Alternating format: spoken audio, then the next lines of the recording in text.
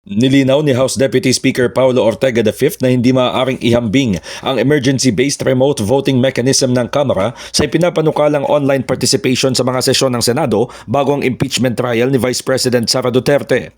Ayon kay Ortega, matagal nang umiiral ang remote voting mechanism sa House of Representatives na nagsimula noong 18th Congress at ginamit noong tumama ang COVID-19 pandemic para sa alternatibong modes of participation upang masiguro ang pagpapatuloy ng trabaho.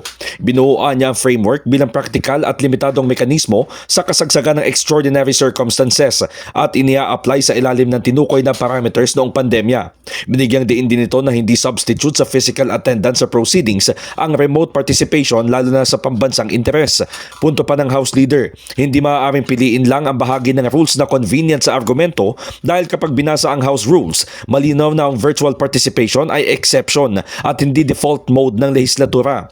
Binanggit ni Ortega ang Section 89 ng House Rules kung saan pinapayagan ng sesyon sa pamamagitan ng electronic platforms kapag lubhang napakahirap o imposible ang physical attendance tulad ng natural calamities, pandemics, strikes, riot o civil disturbances at kapag may urgent necessity na aksyonan ang legislation.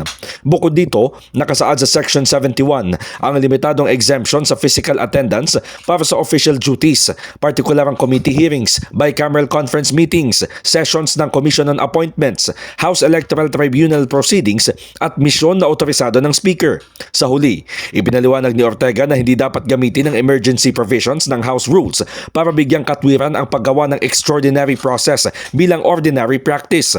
Mababatid na naglabas ng statement si Sagip Party List Representative Paulo Marcoleta para idepensa ang panukala ng ilang senador kabilang ang kanyang ama na si Senador Rodante Marcoleta na lumahok at bumoto online sa Senate proceedings. In the heart of changing lives, ako si Brigada Haji Caaminio ng 105.1 Brigada News FM Manila, the Music and News Authority.